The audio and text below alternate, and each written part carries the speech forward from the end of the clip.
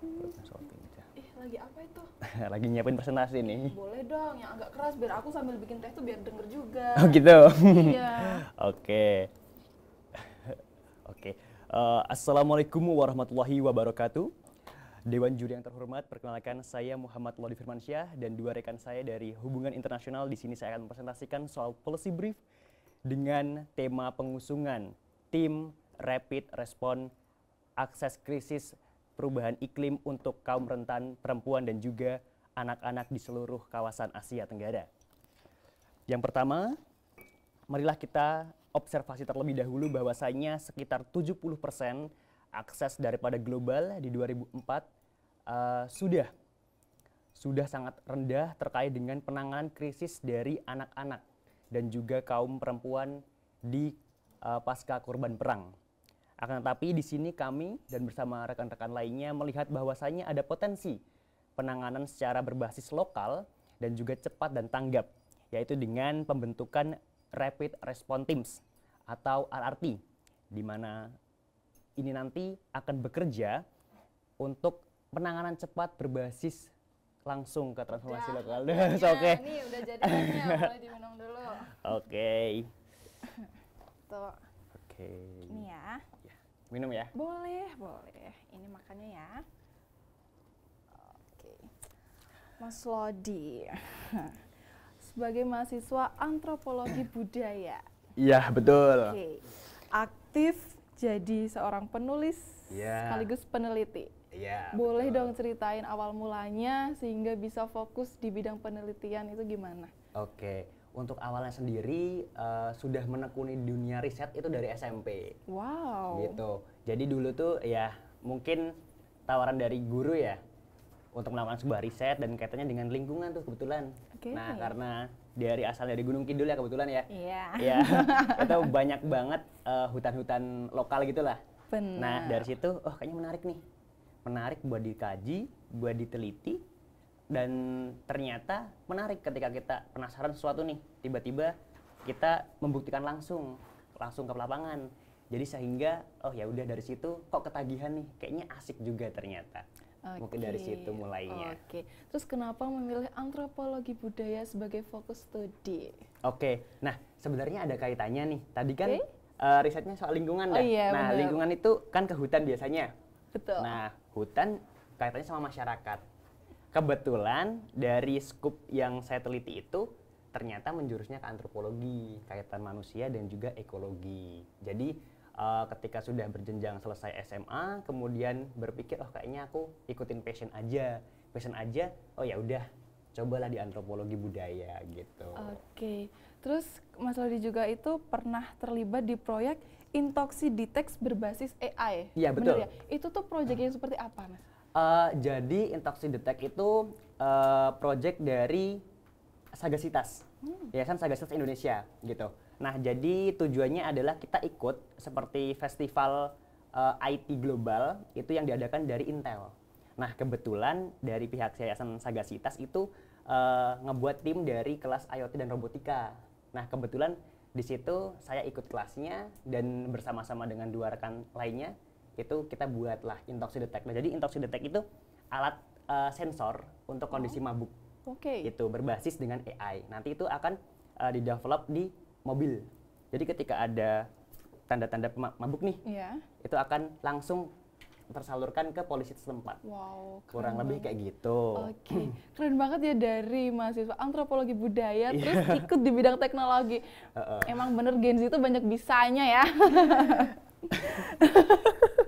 Terus nih ya, selama melakukan penelitian, hal yang paling susah atau menantang itu yang bagian gimana, Mas?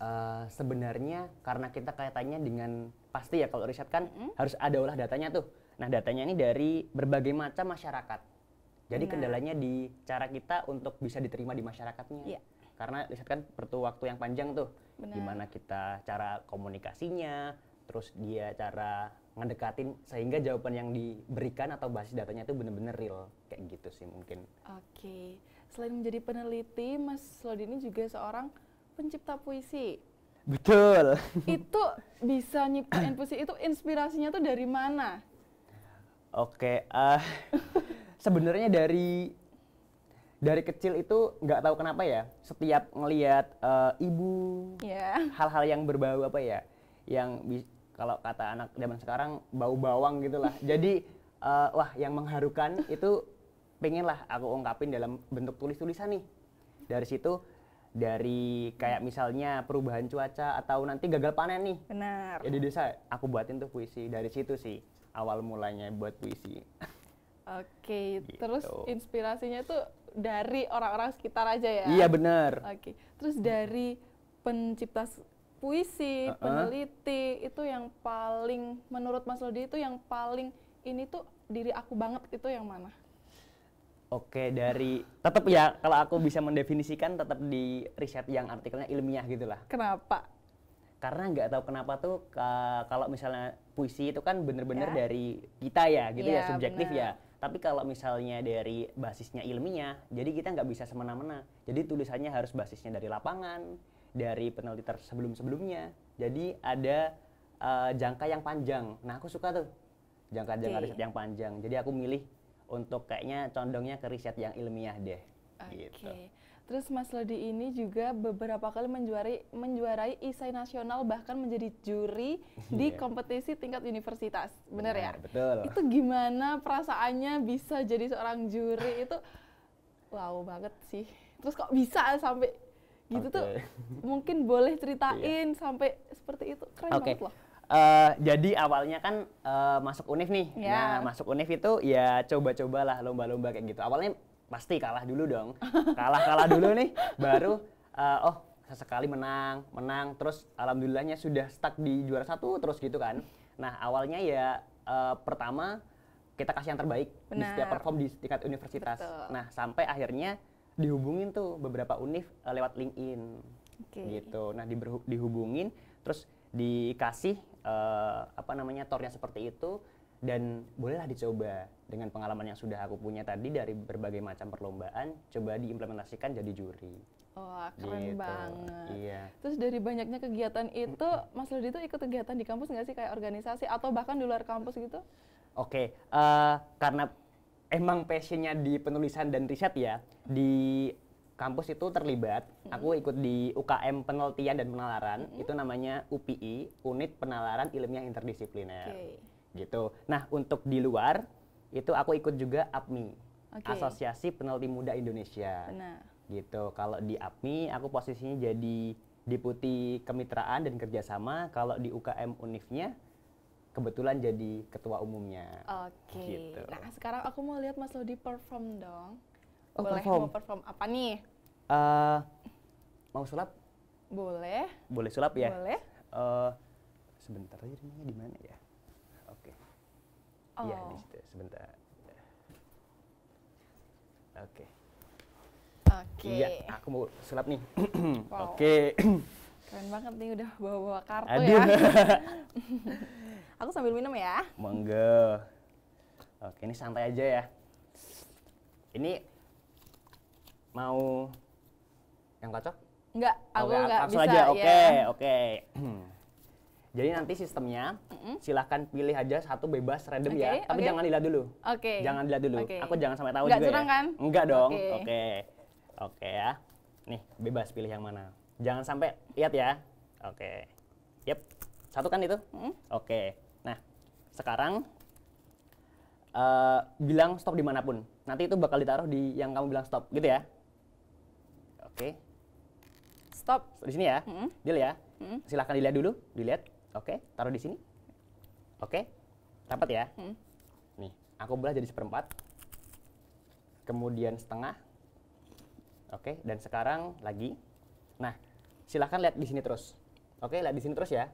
Sampai selesai semuanya, oke? Oke. Oke. Boleh sambil di sini biar teman-teman juga bisa lihat. Oke, gini teman-teman. Oke. Ya, dilihat ya. Semua dilihat ya. Iya, Oke. iya. Oke, semua dilihat. Oke, semua dilihat. Iya. Udah ada kartunya udah lewat? Belum? Oke. Udah.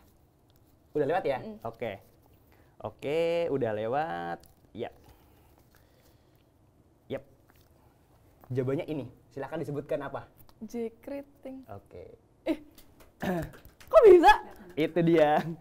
Jack Rating ya. Oke. Kok bisa sih? Bisa dong. Curang ya? Enggak dong. Terus kok bisa gitu, caranya gimana sih, Mas? Oh, nggak boleh dong. Oke, Ketahuan. ntar aku juga bakal ada games, tapi nanti. Oke. Aduh. Oke. Gitu. Nah, di sini tuh udah banyak banget ya piala, medali. Boleh dong sebutin, ceritain yang ini. Yang mana? Piala ini piala apa? Itu puisi kebetulan. Wow. Iya, itu jadi FLS 2N. Ya, juara 1 tingkat provinsi, itu juara 1 cipta puisi. Nih kebetulan sampai jadi buku. Wow. Ada bukunya. Keren banget. Ada bukunya. Judulnya Membaca Yogyakarta. Gitu. Ya, bukunya gitu. Terus ini Mana? medali.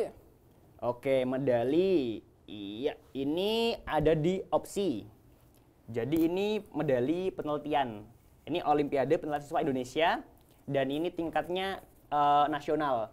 Jadi yang nyelenggarain langsung dari Puspresnas gitu. Kebetulan ini sebenarnya beregu, tapi kemarin coba berani sendiri dan menang di juara 2 tingkat nasional gitu. Terus ini Iya. yang pertama ini Nah, ini aku tidak tahu gimana aku bisa tiba-tiba terlibat dari policy brief ya. Jadi policy brief ini semacam rekomendasi kebijakan. Jadi bareng teman-teman HI ya di UGM itu kita buat sebuah kayak perumusan kebijakan bagi kebijakan ASEAN dan tiba-tiba jadi top 10. Dan ini sudah kolaborasi dengan Kingdom of the Netherlands, itu dari Belanda. wow. Gitu. Jadi puisi, riset, policy brief semua diikutin lah yang Wow. dengan penulisan. Terus ini yang Oke, kedua. Oke. Nah, ini juri. Jadi ini jurinya Wow. banyak. Jadi dari berbagai dari berbagai fakultas itu kolaborasi. Iya. Jadi nggak cuma satu dari fakultas aja. Jadi semuanya dari EVA, dari FEB dan lain sebagainya, dari UB itu jadi buat event besar banget. Dan aku di situ beruntung banget jadi bisa jadi juri. Wow. Dan presentasinya banget keren sih. banget esainya, sumpah. Keren banget. Gitu. Terus ini Dan, masih ada satu oke, lagi ya? satu lagi. Nah, ini dia. Ini belum lama, ini juara 1 ISAI itu di Malang. Jadi ini ekonomi festival. Jadi sebenarnya semuanya ini kayaknya compang-compang ya. Jadi ada yang ekonomi, ada yang kebijakan, ada yang politik, ada yang puisi, sastra, ada yang riset. Jadi ini festival ekonomi aku dapat juara 1 juga. Gitu di bidang penulisan. Gitu. Keren banget. Terus itu yang ini Nah, ini gongnya sih. Jadi ini tadi di yang pertama. Iya, ini jadi produksinya teman-teman. Jadi Oke. ini sertifikatnya dan ini adalah hasilnya. Wow. Gitu. Jadi ini perumusan kebijakan untuk teman-teman di seluruh ASEAN, nanti ini submit dan alhamdulillahnya kita masuk ke top 10 besar yang akan dipertimbangkan oleh kebijakan ASEAN gitu. Keren banget. Gitu, Bro. Wah, sampai nggak bisa berkata-kata. Keren banget, sumpah deh. Iya. Wow, terus itu Mas Lodi itu belajarnya gimana dari kuliah kan ya, terus mengikuti lomba, terus organisasi. Itu bagi waktu belajarnya gimana? Gini, sebenarnya tuh aku setelah masuk kuliah ada satu mindset yang tak terapin di kehidupan sehari-hari ya. Kita itu jadi mahasiswa waktunya nggak sehari, tapi 24 jam. Ya. Nah, kalau udah dari mindsetnya udah dibuat 24 jam, otomatis lebih nyaman bagi-baginya. Jadi 2 jam aku produktif di belajar untuk kuliah, 2 jamnya untuk mengurusi organisasi dan lain sebagainya. Jadi per jam-jam tuh. Jadi nggak ada tuh sehari melakukan aktivitas udah capek ya, udah kesel, udah bad mood, terus nggak produktif di hari itu. Itu jangan. Jadi kita punya 24 jam, ya katakanlah istirahat 10 jam lah. Gitu. Oke, keren banget ya mindsetnya. Terus Mas Lodi ini juga salah satu penerima beasiswa. Iya. Beasiswa BSI menginspirasi ya. Iya, betul. Itu boleh dong ceritain seleksinya itu gimana aja, terus Oke. bisa sampai keterima menjadi penerima beasiswa. Oke.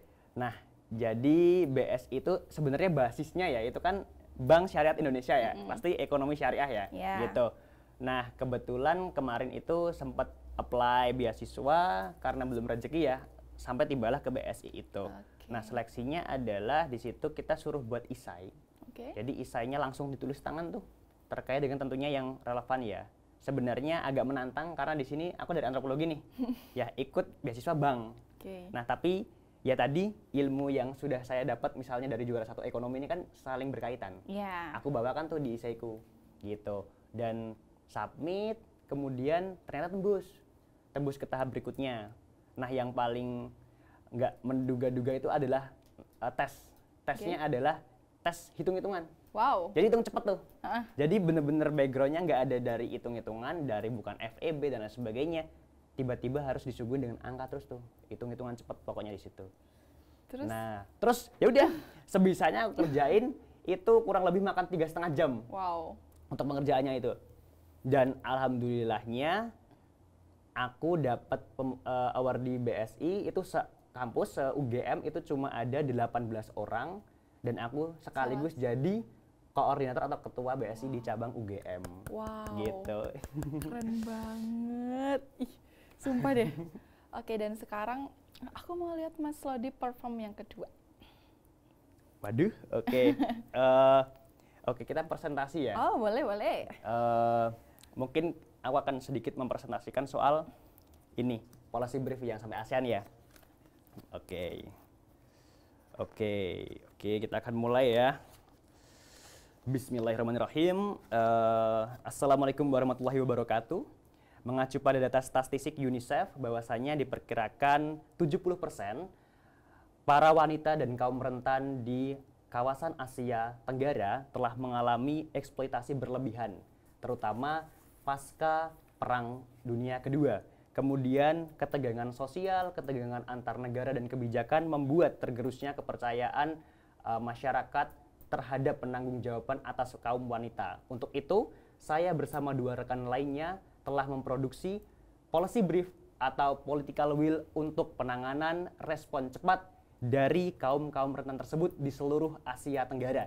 Kami mempersembahkan RRT atau Rapid Response Teams, yaitu kawasan dari tim pemuda Indonesia yang akan disebarkan di berbagai negara-negara di ASEAN, itu untuk penanganan yang berbasis dengan lokal. Jadi sebelum perang kami akan menyediakan berbagai macam penyediaan respon cepat terkait dengan psikologi, analisis kebijakan berbasis remaja, sehingga data dari penanganan anak-anak dan juga perempuan dapat terselamatkan sedari dini, sehingga tidak ada lagi ketimpangan krisis di tengah pasca perang ataupun pasca konflik lainnya. Gitu. Wow. Ini. Keren banget. Ih, beneran deh. Wow, keren banget. Mas, dari banyaknya lomba yang pernah diikutin, lomba mana yang menurut Mas Lodi itu paling wow atau yang paling menantang dari segi prosesnya? Itu ada yang mana? Itu di opsi. Tetap di opsi ya. Karena itu mulai aku buat ibaratnya yang bisa start dari semua ini berangkat dari opsi. Jadi opsi ini lomba yang 1 tahun, ya hampir 1 tahun. Jadi dari buat proposal, dari riset, wawancara dan lain sebagainya itu benar-benar makan waktu banyak. Karena itu kompetisinya tinggi dan yang menyelenggarakan langsung dari Kemendikbud ya. Jadi itu beregu sebenarnya. Tapi ya udah karena bisa sendiri mungkin ya coba-coba dan ternyata alhamdulillahnya sanggup, ya udah aku tekunin aja tuh sampai ke tahap menang. Oke, dari tadi kan kita udah ngobrol serius ya, dan sekarang aku bakal ajak main games. Gantian aku nih ya yang main games. Oke. Karena seorang peneliti, jadi aku bakal kasih clue yang susah. Jadi harusnya bisa teliti dong. Oke ya. Clue-nya segitiga ketiga. Bentar dulu, ini clue-nya. Clue-nya segitiga ketiga.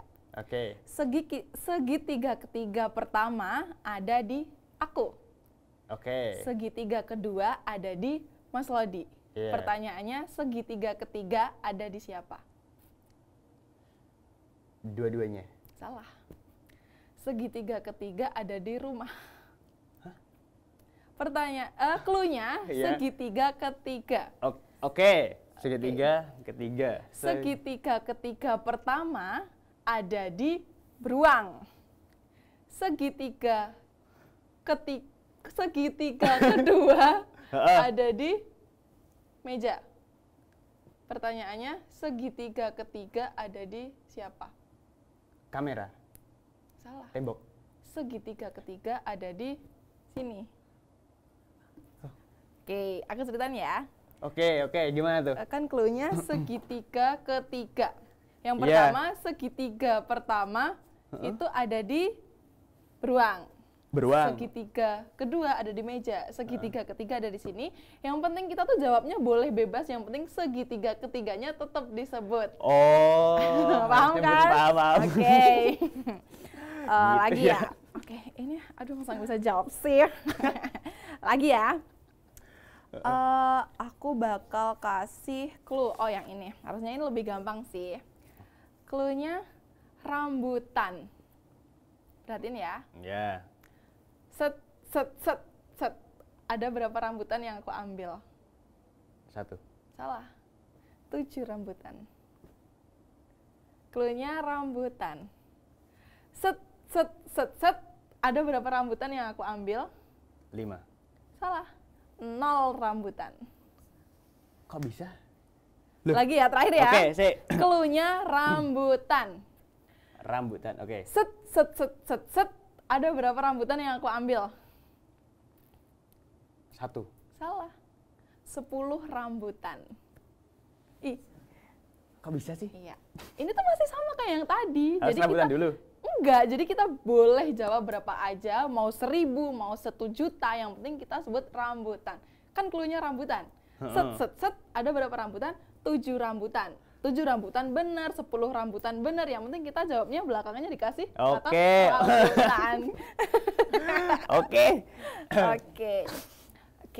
Oke, jadi kita udah main games, kita udah ngobrol-ngobrol, dan boleh dong Mas Lodi kasih pesan buat teman-teman Gen Z yang mungkin mau berkarya tapi masih malu atau masih takut, boleh dong kasih pesan dari Mas Lodi.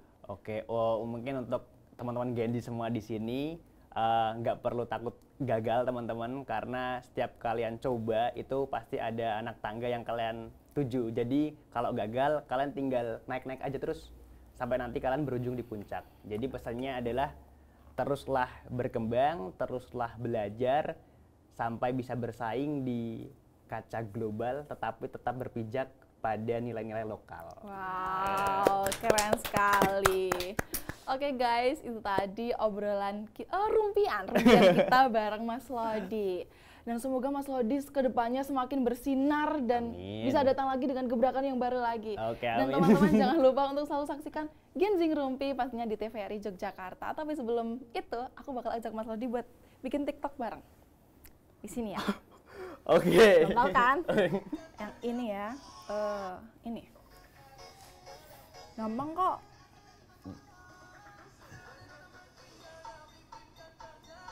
Oke.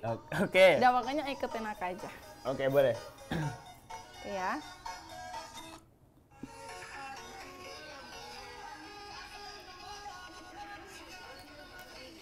Bikin kakak cari suka.